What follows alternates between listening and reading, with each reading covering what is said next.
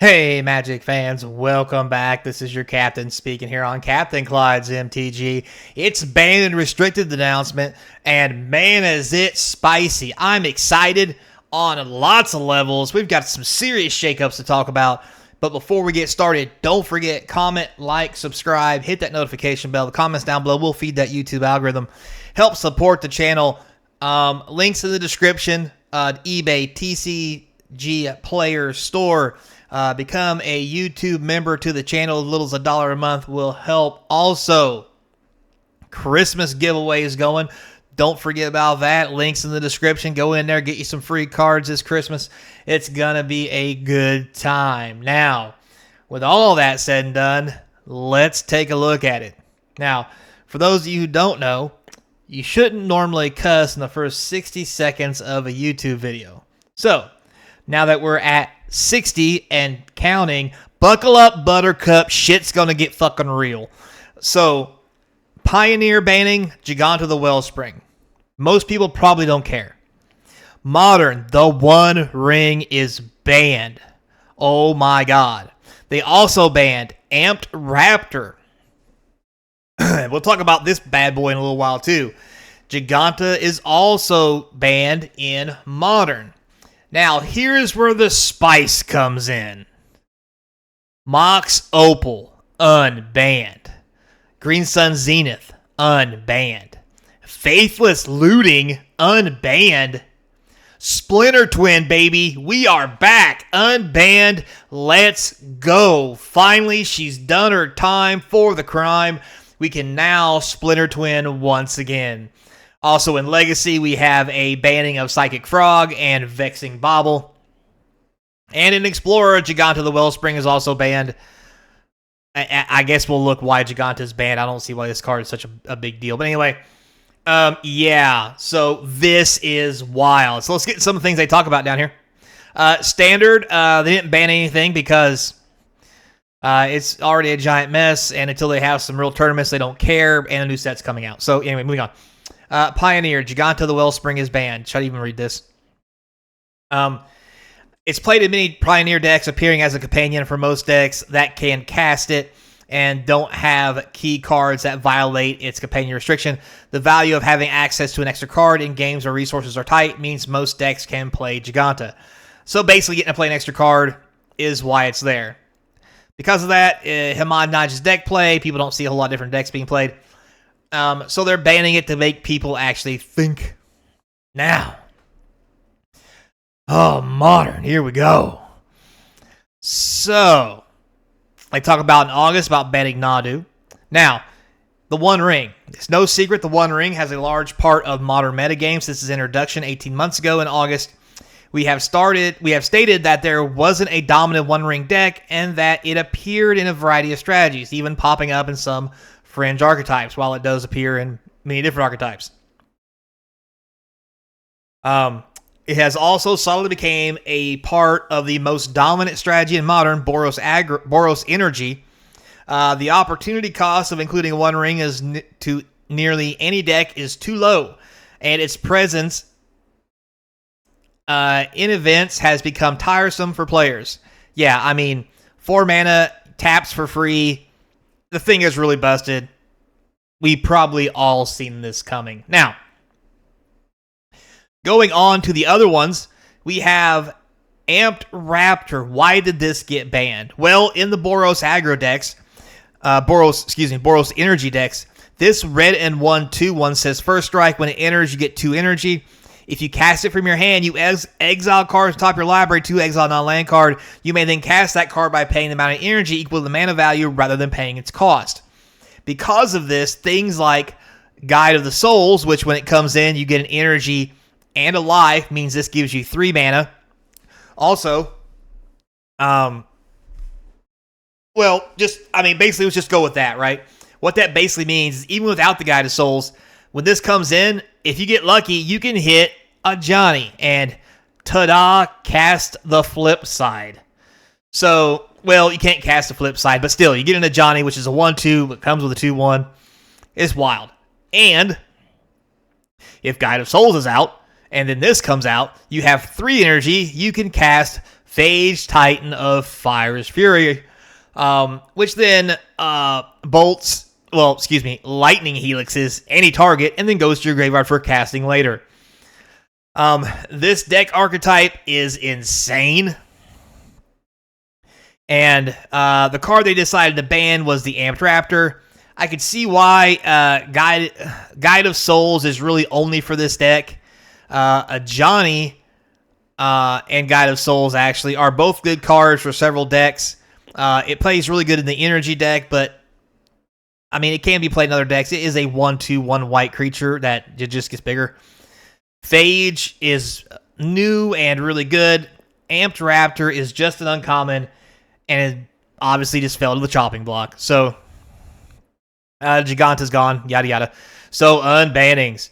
Mox Opal was banned in 2020 after the introduction of Modern Horizons because of Urza. While opening hands containing Mox Opal can be quite explosive, it's not like we ever stopped printing strong anti-artifact cards, Meltdown, Wrath of the Skies. Bad examples, but we do have them.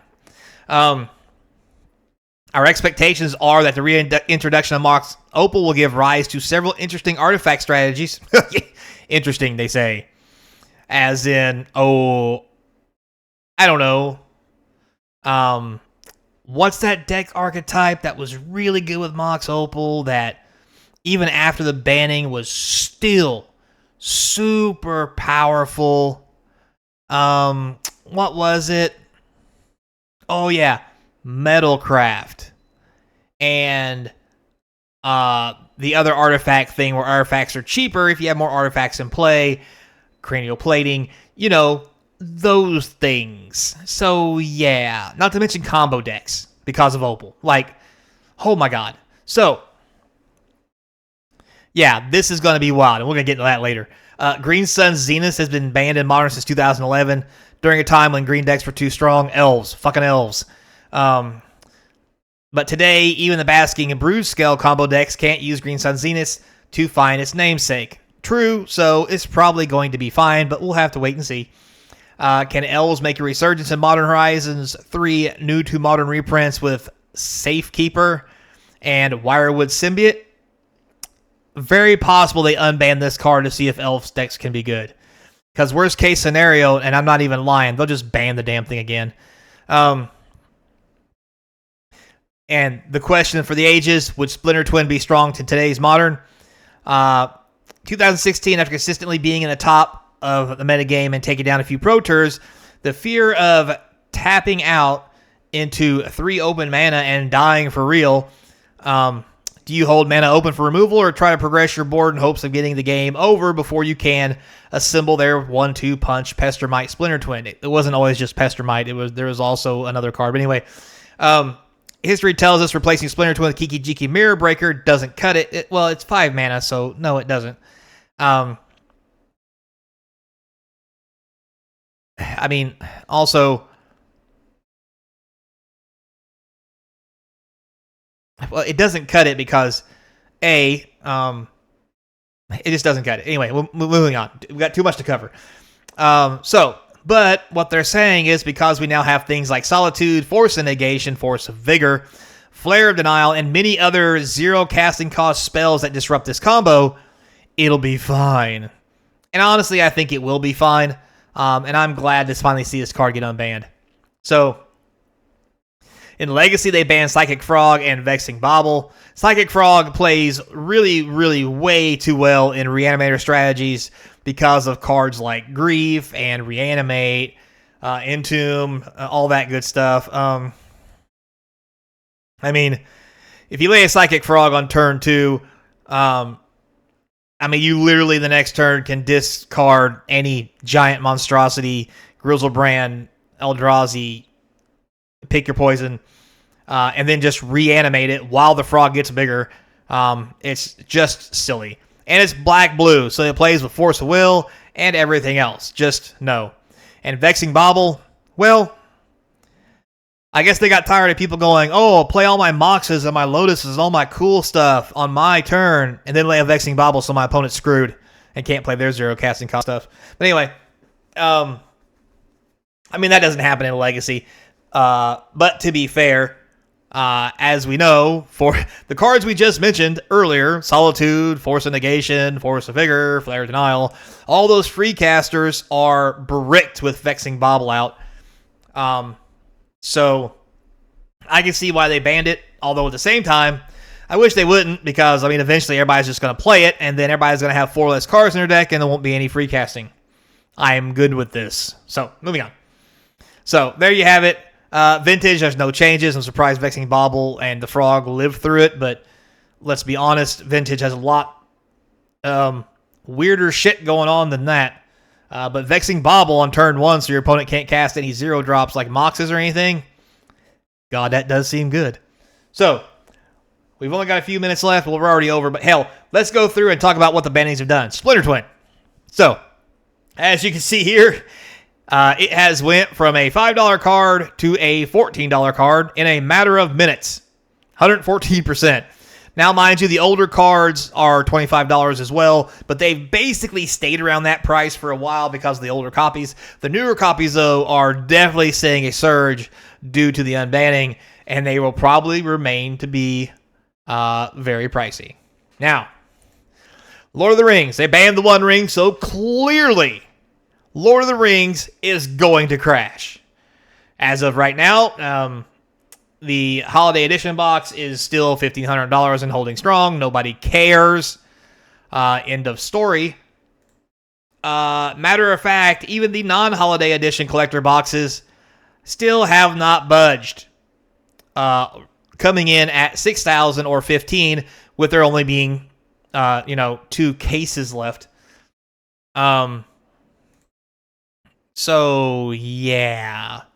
If we look over here, there's 24 listings for the normal box. Oh, look, normal collectors are still around $750. So, this isn't going to change anything because the One Ring is still playable in Legacy and Vintage. And to be fair, this is a highly playable Commander card, and nobody gives 2 shits about this banning. So, yeah, take that with a grain of salt. You can see right here, the card's still sporting a 170 to 115. And trust me, you've seen the spike on Splinter Twin. If this was going to go down, it would have already plummeted. Also, I've seen all over Facebook, Instagram, you name it, so many people saying, hey, now that the One Ring is banned, looking to buy one at a good price. If it's banned and it's not going to be worth anything anymore because you can't play it, why would you want to buy it? Nobody's going to bring prices down on these cards because they're still in demand even after the banning. So, word for the wise, if you want one, you're just going to have to pay for it. Now, Mox Opal. Oh boy, hold my beer. This thing has went up to the most expensive modern card, sporting a 175, 170 to almost $200 price range. Now, the original one from Scars of Mirrodin is coming in at 170, heavily played. If we get into a minty fresh one, we're probably easily in the 200s. And you can see here, it was $63. It is now went up. 1.65% is wrong. This thing has went up over 120%. Now, because of this, Scars of Mirrodin is going to go through the roof, i.e. Washa. You can see here, Scars of Mirrodin floating around 500, came crashing down around below $20 below 500. Now all of a sudden, it's a $1,000 box.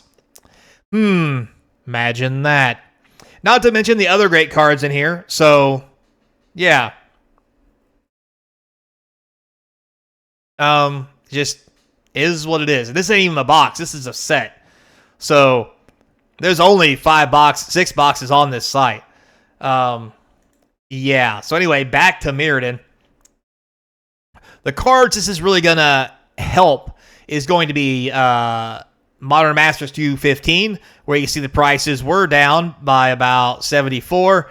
It has now shot up to 174, again gaining a $100 price on it for heavily played.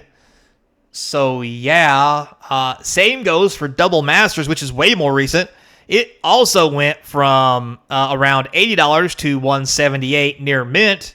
Again, Basically, the unbanning slapped $100 onto the price tag of this card. Oh my lord. And food for thought, if you've made it this long in the video, don't worry about buying one right now. You can probably just get the reprint in 2025, quote unquote, allegedly. I know nothing. This is just what people have been saying who have nothing to do with the game and have not received emails or have inside information. Nudge, nudge, wink, wink. So, I'm sure that'll fix that. And to be fair, why would you not unban a card that's $200 so you can reprint to make people buy boxes? Sneaky wizards. And if you believe that, you haven't been dealing with wizards long enough to know that that's how this shit rolls. I highly suspect in the reprintings coming up this next year, cards we will see reprinted are definitely going to be Mox Opal, Green Sun Zenith, Faithless Looting, and Splinter Twin. Mox Opal at minimum, the others in some rare, probably guest appearance slot or something. Because why would you put it in a product if it's banned? Because nobody wants banned cards, right? One ring, wink, wink, nudge, nudge. Looking for one cheap, everybody says. So, yeah, shit's got wild. So, buckle up, Buttercup. I'm sure it's just going to get weirder as we go into 2025. And to be fair, I think I'm down for this kind of weird. Yeah, I think I am. So until next time, be kind. And as always, I hope to see you across from the game table. And we figure out what the hell we're going to play. I still got my Splinter Twin deck. Boy!